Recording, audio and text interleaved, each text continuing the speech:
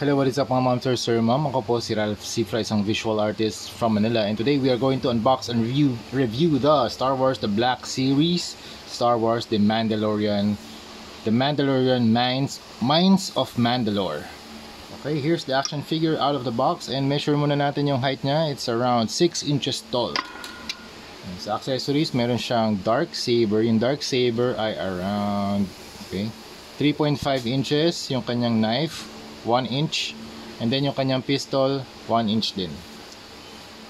Alright, balik tayo sa Black Series kasi dati nagko-collect din ako ng mga Black Series for customization. Ngayon, very excited ako na makakapag-customize ulit tayo ng Star Wars The Black Series from the Mandalorian series. So let's start with the head. Very cool headpiece design. You have black here sa eyes and then line papunta sa kanyang mouth. Very cool, parang letter T dun sa harap ng kanyang head armor piece.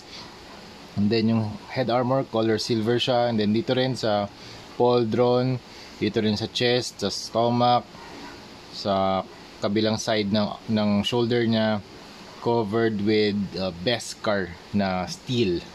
Tama ba? Ito ba yung Beskar or ito? I think, wait lang. Yes, Beskar armor yung sinusuot ni Mandalorian was generally made with Beskar, a durable alloy capable of deflecting blaster bolts and withstanding lightsabers. Okay, next you have the cape. Super nice na rubber material, softer plastic para pwede natin siyang i-articulate and pwede rin siyang ma-pose with yan, mga dynamic poses such as these, yung mga parang naka-fold. And then dito sa kanyang chest, you have the very nice silver plating ng armor. Dito rin, you have the mudhorn na signet. Mudhorn na signet or emblem dito sa kanyang right shoulder. Then you have the inner suit, dark brown. Tapos itong kanyang straps, lighter shade of brown. Para siyang maroon. Parang brown and red na mixture. Tapos you have the silver na bullets. Then you have the parang mga circular devices dito, 1, 2, 3. And then you have the circle, the silver part or segment ng belt. Pouches, one pouch. Isa lang pouch niya. Two pouches. Three pouches in total.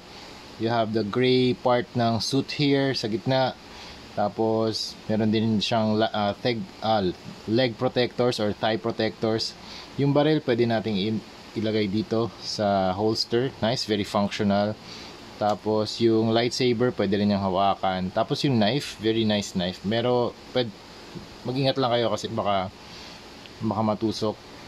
And dito siya sa kanyang feet. Okay, tapos dito mas cleaner itong right side, itong left side ng leg armor compared dito sa right side. Mas weathered siya. Meron ding level of weathering pala. Very nice. Gagawin natin dito, battle damage natin. And then you have the gloves. Yung gloves niya meron inverted triangle na blue. And then you have the pants, brown pants. Tapos you have the boot design. Dito meron ding strap with bullets. Then you have the shoes. Sige, articulation na tayo. Up, down, tilt, rotate. Very nice. Ang ganda ng head rotation niya. Tapos ito natatanggal to eh. Pwede nyo rin tanggalin tong cape. Actually, pwede rin siguro yung backpack dito. May attachments kaso walang kasamang backpack. Okay, shoulder armor up. Pwede rin tong nagagalaw din. Hindi rin naghihinder dun sa movement ng arms. You can move sideward, outward, okay? Tapos double jointed na kamay.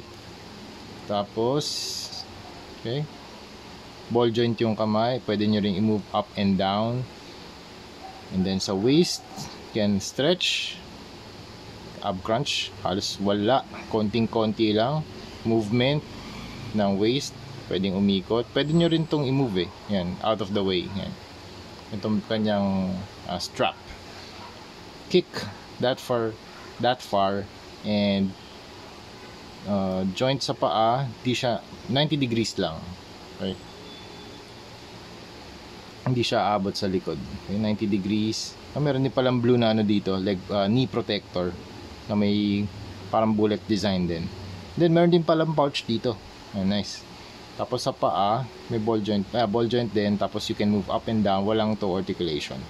So that's it mga ma'am sir. Paawak na lang natin tong Darksaber nya for our verdict.